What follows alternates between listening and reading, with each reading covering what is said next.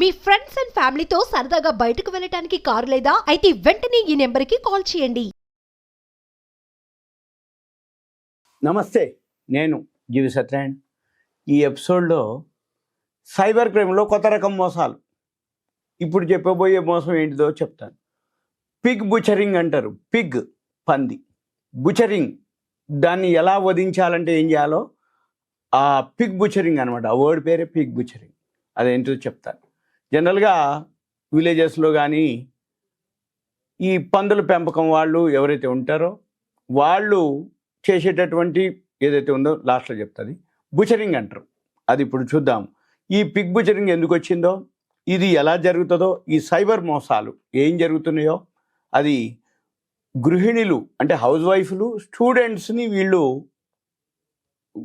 అంటే గోల్ అనమాట, వాళ్ళ బేస్ చేసుకొని వాళ్ళని లక్ష్యంగా చేసుకొని ఈ మోసాలు ఎక్కువ శాతం జరుగుతున్నాయి. ఈ జరిగినాయి అన్నీ కూడా ఎలా జరిగినాయి, ఏం జరుగుతాయి, మనం ఏం చేయాలి, ఇక జాగ్రత్త చూద్దాం. జనరల్గా ఏంటంటే ఈ నిరుద్యోగ యువత, లేకపోతే గృహిణులు, లేకపోతే విద్యార్థులు, లేకపోతే పేదలు, వాళ్ళందరినీ లక్ష్యంగా చేసుకొని ఈ పిగ్ బుచరింగ్ స్కీమ్ అనేది రావడం జరిగింది. ఈ పిగ్ బుచరింగ్ స్కీమే లేదా దీన్నే ఇన్వెస్ట్మెంట్ స్కామ్ అని అంటారు. ఈ పదాలు ఇన్వెస్ట్మెంట్ స్కామ్ అనమాట.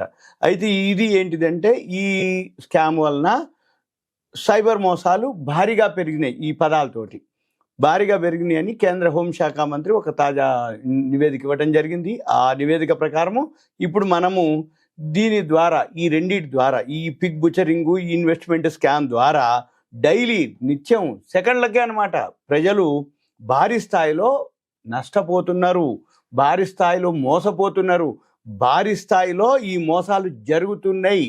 అంతకుముందు చాలా చాలా రావడం జరిగింది. నిమిషానికి, సెకండ్లకి ఇన్ని కేసులు అవుతున్నాయి. సైబర్ క్రైమే అయినా కానీ మళ్ళీ సైబర్ క్రైమ్ సెక్షన్లో ఇన్ని జరుగుతున్నా కానీ క్లెయిమ్స్ వస్తూనే ఉన్నాయి, కానీ అయినా కానీ మోసం చేస్తున్నారు.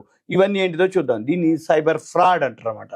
ఈ సైబర్ ఫ్రాడ్ ఏదైతే ఉందో, ఈ సైబర్ నేరగాళ్ళు ఈ గూగుల్ని బేస్ చేసుకొని వాళ్ళు ఏం చేస్తారు, ఈ ఎక్కువ శాతం వాడుకోవడం జరిగింది. అదేంటో చూద్దాం. ఇది ఎలా జరుగుతుంది, ఏం జరుగుతుందో చూద్దాం. విదేశాల నుంచి ఏదైతే ప్రకటనలు ఇవ్వడానికి గూగుల్ వాళ్ళు ఒక అడ్వర్టైజ్మెంట్ ప్లాట్ఫామ్ రెడీగా ఉంటుంది అనమాట. మనం ఇప్పుడు ఏదైనా మన ప్రోడక్ట్ ఉంది, మన సర్వీస్ ఉంది, మనం ఏదైనా అడ్వర్టైజ్మెంట్ చేసుకోవాలి. ఎవరికి అది అవసరమో తెలియదు, మనకి ఎవరికి ఉపయోగపడుతుందో మనకి తెలియదు, ఎవరు మనతోటి కాంటాక్ట్ అవుదాము, మన ప్రోడక్ట్ యూజ్ చేద్దాం అనేది మన గురించి వాళ్ళకి తెలియదు. కాబట్టి జనరల్గా ఏం జరుగుద్ది, అందరూ ఎక్కువ శాతం వాళ్ళ బిజినెస్ అనగానే ఫస్ట్ గూగుల్కి వెళ్తాం. గూగుల్కి వెళ్ళి కొంత పేమెంట్ చేసేస్తే అడ్వర్టైజ్మెంట్ ప్లాట్ఫామ్ వస్తుంది. దాంట్లో మనము అమౌంట్ కట్టేస్తే దానికి సంబంధించినటువంటి గూగుల్లో మనం యాడ్ ఇచ్చుకుంటే దానికి సంబంధించినటువంటి ఇన్వెస్టర్స్ కానీ, దానికి సంబంధించినటువంటి క్లయింట్స్ అనుకోండి, దానికి సంబంధించిన సబ్స్క్రైబర్స్, వినియోగదారులు అనుకోండి, దానికి సంబంధించిన ఇన్ఫర్మేషన్ ఎవరైతే కావాలి అనుకున్న వాళ్ళు అందరూ చదువుతూ ఉంటారు. ఏది ఆ గూగుల్ సెర్చ్ చేస్తారు.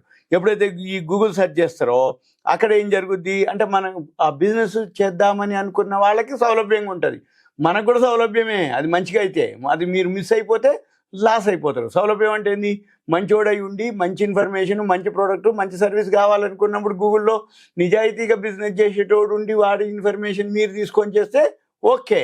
కానీ వీళ్ళు ఉంటారు ఎవరు దాంట్లోనే, వాడు మంచోడో చెడోడో నీకు తెలియదు కదా. కాబట్టి ఈ పిగ్ బుచరింగ్ వాళ్ళు, ఈ ఇన్వెస్ట్మెంట్ స్కామ్ పిలిచే మోసాలు కూడా దాంట్లోనే ఉంటాయి. ఇవి ప్రపంచవ్యాప్తంగా కొనసాగుతున్నాయి ఇప్పుడు. అయితే ఇవి భారీ స్థాయిలో మనీ లాండరింగ్తో పాటు ఈ సైబర్ ఏదైతే బానిసత్వం ఘటనలు కూడా చోటు చేసుకోవటం జరిగింది. ఈ సైబర్ బానిసత్వం ఏంటంది, అన్ఎంప్లాయ్మెంట్ వాళ్ళని తీసుకొని డేటా ఇవ్వటం, వాళ్ళతోటి ఇవన్నీ చేయించటం సైబర్ బానిసత్వం. అయితే ఈ భారత్ అంటే మన ఇండియాలో ఇప్పుడు ప్రజెంట్ ఈ సైబర్ నేరగాళ్ళు ఏం చేస్తారు అంటే, వాట్సాప్ ఉపయోగించి ఈ భారీ స్థాయిలో మోసాలకి వాట్సాప్ అనగా మనం ఫ్రీగా ఉందనో చూస్తూ ఉంటాం కదా వాట్సాప్లు.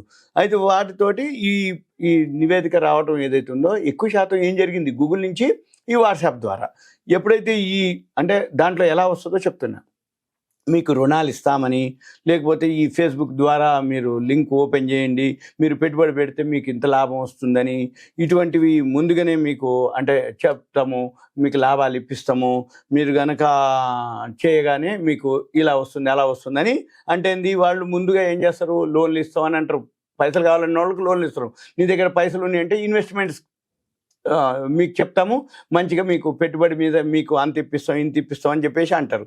అయితే ఇవన్నీ కూడా మనం కనుక గుర్తుపట్టగలిగితే, అయితే ఇప్పుడు కేంద్ర హోంశాఖ ఆధ్వర్యంలో Indian cyber crime coordination centre అనమాట, I4C. అయితే ఇది ఆల్రెడీ ఇప్పుడు ఇండియన్ సైబర్ క్రైమ్ కోఆర్డినేషన్ వాళ్ళు గూగుల్, ఫేస్బుక్ వంటి వాళ్ళతోటి పనిచేస్తూ ఇటువంటి ఏవైతే ఉన్నాయో పట్టుకొని చెప్పాలి అని చెప్పేసి కూడా చెప్పడం జరిగింది. మనం కనుక ఇమీడియట్గా తక్షణమే చర్యలు తీసుకోవడానికి కూడా అంటే గూగుల్ తోటి, అంటే సపోజ్ ఇటువంటి ఏదైనా జరిగింది అనుకోండి, ఆ జరిగినప్పుడు వాళ్ళ మీద తక్షణం చర్యలు తీసుకోవాలని అనమాట. అది I4C అంటే సైబర్ క్రైమ్ కోఆర్డినేషన్ సెంటర్. అయితే అసలు ఈ పిగ్ బుచరింగ్ అంటే ఏంటి? జనరల్గా ఏంటంటే తేలిగ్గా కనుక మోసపోయే వ్యక్తులని ఈ సైబర్ నేరగాళ్ళు లక్ష్యంగా చేసుకుంటారు. అటువంటి వాటిల్లో వీళ్ళు ఏం చేస్తారు, ఫస్ట్ విశ్వాసం అంటే బాగా ఫ్రెండ్షిప్ పెంచుకుంటారు, పరిచయం పెంచుకుంటారు, బాగా మంచిగా మాటలు చెప్తారు, మన ఇద్దరి మధ్యలో బాగా కమ్యూనికేషన్ ఏర్పడుతుంది. వాళ్ళ తర్వాత ఏం చేస్తారు వాళ్ళు, మీరు క్రిప్టో కరెన్సీలో పెట్టండి, మీకు లాభదాయకమైనటువంటి పెట్టుబడులు మీకు చెప్తాము, మీకు చెప్పించి ఇప్పిస్తాము చివరికి అని చెప్పేసి ముందు చిన్న అమౌంట్ తోటి స్టార్ట్ చేస్తారు.